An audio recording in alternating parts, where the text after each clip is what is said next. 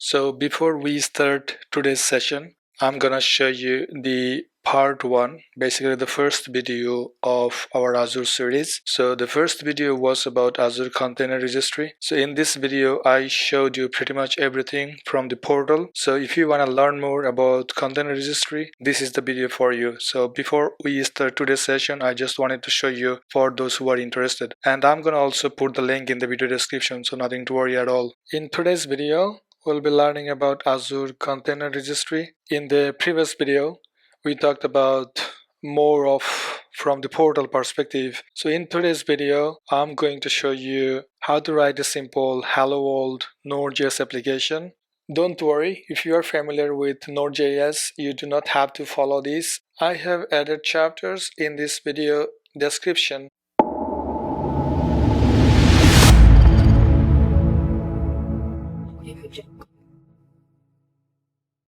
So you can just click on the particular topic that you are interested in. Alright? I have created a separate GitLab repository. So from now on, every videos I make, you guys can pull code straight from the repository. Don't worry, I'm gonna add the repository link in the video description. So if you guys did not subscribe to my channel yet, please do subscribe. That is how you can support me. Alright, let's get started. So today, as we talked about, we're gonna do a demo session about Azure Container Registry, and this is why we are going to write a simple Hello World application written in Node.js. Okay, so this is very simple. Okay, so we want to containerize or Dockerize the Node.js application, and after we build, we will be pushing that particular image to Azure Container Registry. So throughout this video, I'm going to show you how to do it. Okay. So if you have not ever used Azure, I would recommend you to create an account, go to portal.azure.com, create an account, and you can follow me in this video after that if you want to play Docker build and push to Azure Container Registry. Okay. So I have already installed Azure CLI tool, and I have got the version 2.30 basically, as you can see. Okay, so if you have not installed Azure CLI, I would recommend you to go and install. It's just a couple of clicks. I will also share the link in the video description. So you just need to click on the particular platform that you are working on. For example, if you're a Windows user, go for Windows. If you're a Mac user, go for Mac. And if you are on Linux, then you should go for Linux. Okay, so the packages actually comes. You can use a package manager to install. For example, on Mac, you can use Brew. On Debian based, you can use apt-get. And in Red Hat based, you can use yum. If nothing works for you, just go for the binary. Just download the binaries and install it. Okay, so it's very simple. And this documentation has everything that you need to install on your computer. I'm gonna create Docker ignore so that I could ignore particular files or folders which should be excluded from the Docker image, okay? Because there are a lot of files or folders which actually are not required to be part of the Docker image. So I'm gonna ignore node modules because this is what is going to be coming when I run npm install, right? And .git, .cache, or anything that is relevant to your use case, you can just ignore them. I'm gonna create one more file which is called .gitignore. Alright, so I'm not gonna push .vscode, .git, .node modules, right? Couple of files and folders, or let's call it directory in this case. I'm not gonna push to my Git repository, okay? So, and then of course, since this is about build and push, so we are talking about Dockerfile, okay? So we are going to create a Dockerfile, and for the Node.js application, we are calling it app.js. You can call server.js, whatever you are willing to, you can name it, right? So this is going to be hello world, right? So I'm not gonna write more in this case. So first of all, what we require is the express module. So I'm not gonna use the HTTP one. Okay, so Express is more simpler. I prefer this one, and require means that I would need this particular module. Okay, and then just a bit of correction regarding the .node modules in .gitignore file. It should be node modules instead of .node modules, which is what was wrong. I think I have corrected it, but when I was explaining it later on, I said it wrong. So excuse me for that. So now we are calling the express function, right? And we put that new express application inside the app variable. We call it app, right? To start a new express application. So it's something like you are creating an object of a class. For example, if you're coming from Python or if you're coming from Java, that's how you do it, right? Or even in PHP. So you can compare it that way. So when you call the express, it's just like a class, and app, that is the variable here, is like a newly created object. Okay, so now we are going to call get function. Okay, so get function takes a path and then a callback. So the path is basically going to be a route for the get request. For example, in our case, we could go for the home page of our application, and in the callback is gonna take a request and gonna give you a response back. So the first path, in the path we're gonna say the root of our project. So when someone browses to the root of our project, it will simply print out hello Azure Container Registry Lover. So the response is going to be basically hello Azure Container Registry Lover. So we call listen function, and as you can see, we put the port number 8080. The function is not a requirement here, it's optional, and when I run node app.js, right, it's gonna show me listening on port 8080. Okay, it's not gonna show you in the browser. I also forgot to show you the fat arrow function. I have written the old way. So now I'm going to run npm init. So npm init is basically creates a package.json file. So package.json file contains information about the project's packages and dependencies. It will also contain information for the project, for example, the version, author, description. Right? This is used basically to set up new or existing npm package. We could override the default values, right? If we do not want to keep the default values, we can definitely override. After we have initialized, of course, we can directly change it by updating the package.json file. Of course, in such cases, we need to run the npm install again. This is because if you have added some dependencies, for example, just by updating the package.json file, so therefore you need to run the npm install command. Okay, I'm also going to show you how you can install the dev and production dependencies. So I'm going to show you the help page first of all before I go there. So npm install -- help. Before, you have been doing it using the npm version 5, if I remember it correctly. You just needed to put -- save for production, for example. But now they have added in npm version 6 onward, they have added -- save prod, or you can do dev. So now we are installing node as a production dependency. Okay, so if you wanted to install dev dependencies, then you have to say -- save -dev. I think it's called hyphen, right? So hyphen save prod. If you want dev, then you put dev instead.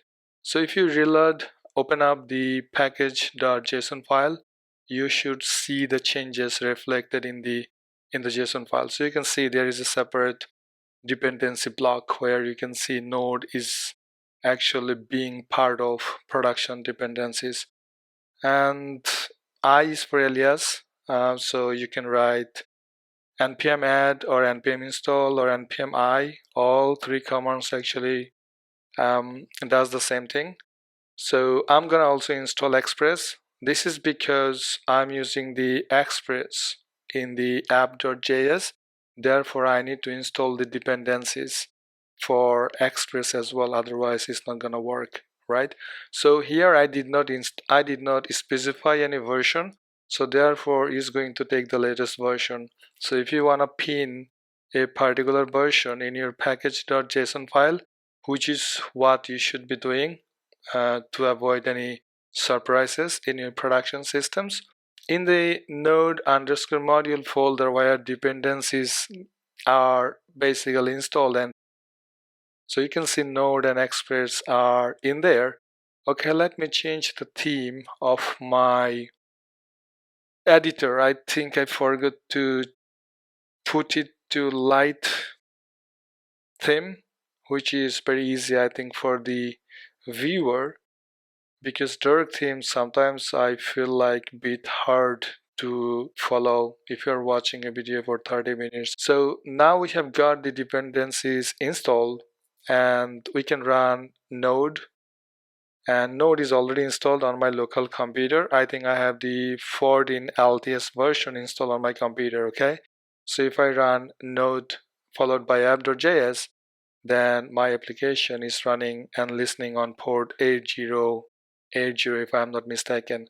Okay, so if you open up a browser and type in the localhost and then the port number, if everything works for you, you should see the output as hello Azure container lover. Alright, cool. Now we are ready with the hello world application. Cool, right? So now we need to dockerize this application. So to do that, we need to write the Dockerfile. So in the Dockerfile, we are going to go to, before we write the Dockerfile, we are going to go to dockerhub.com, and in the search, we are going to type node. If you look into the supported tags, you can see a lot of options for different versions. So since we are working with the latest version of Node, which is at the time of recording version 17, so I'm gonna pull Node latest version given the Alpine image 3.14, okay?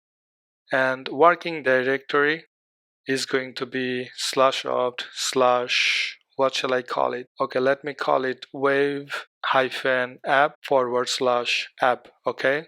So for example, the path that I have specified in the working directory, if they do not exist, which is what they are not actually, in reality they do not exist except the /opd, so they will be created on the fly, okay?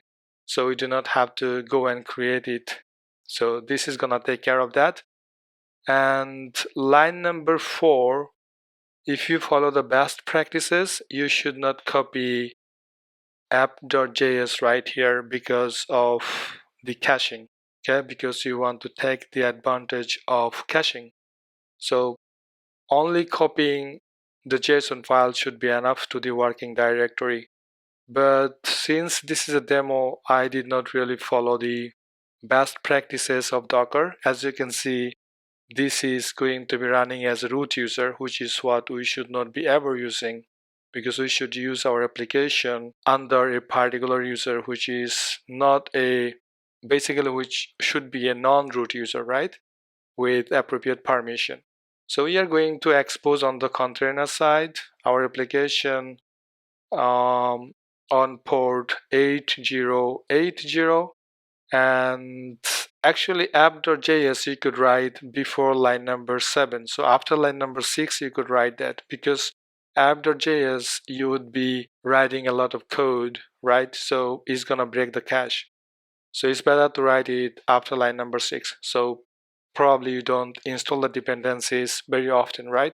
So that you could take the advantage of the cache. This is the repository, right, that I have showed you already in the previous video. So if you have not seen the part 1, basically the first video of our Azure series tutorial, you could go and watch the first video to understand better about the container registry, okay? Going to build the Docker image. Wait a bit, it takes a little bit time. We don't have much code, it's just hello world. This should not take much time. By looking into the console log, it seems like we are going to have some issues. Okay, alright, so there are some issues. So let us understand the log first, what this log is talking about. So as I showed you already in the beginning of this video that I had Node version 14, which comes with npm version 6. Okay, to fix this issue, I need to install, as the error log is talking about, to install npm 8.3.2. This is what we have to do first. So first of all, I'm gonna install -g is like global installation. So this is going to be global installation on my computer, okay? So I'm going to install npm version 8.3.2. Before I used to have 6 dot something, I cannot remember now. So once this is installed, we could do a clean installation of our dependencies. So I'm going to show you how did I fix it. I have seen these issues before as well. In the past, I can't recall when exactly, but I have faced these issues before as well. So I know exactly how to fix this. This is not gonna fix it, how to fix this particular problem.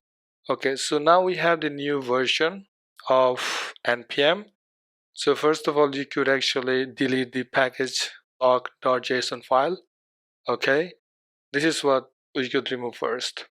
Next, what we could do a clean installation of our dependency packages. npm has a command called npm CLI. So let's see the node version, because this is node version 14, right? So this is not the same version that we are using in the Dockerfile. Dockerfile has 17 dot something, some version in there, which comes with npm 8 dot something, okay? And in our local version, we have got npm 6 dot something. So there are some issues with that. So to fix it, we need to do npm CI. So what this CI does, it will do a clean installation of our dependency packages, because the issues we had, the unsupported platform which relates to the Mac, if you have read the console log error. So now we are going to clean install the dependencies. So into the console log, it already said that, right? It has node install arc specific, the node Darwin, whatever package that I can't read it right now. So this is the package. It has already, as you can see, it has already updated, which is what is complaining, right?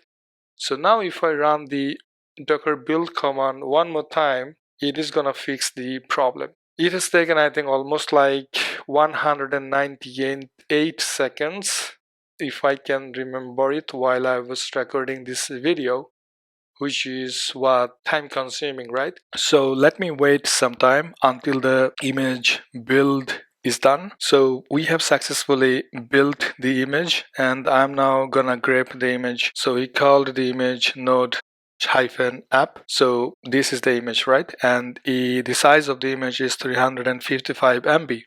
So now we want to run a container out of that image.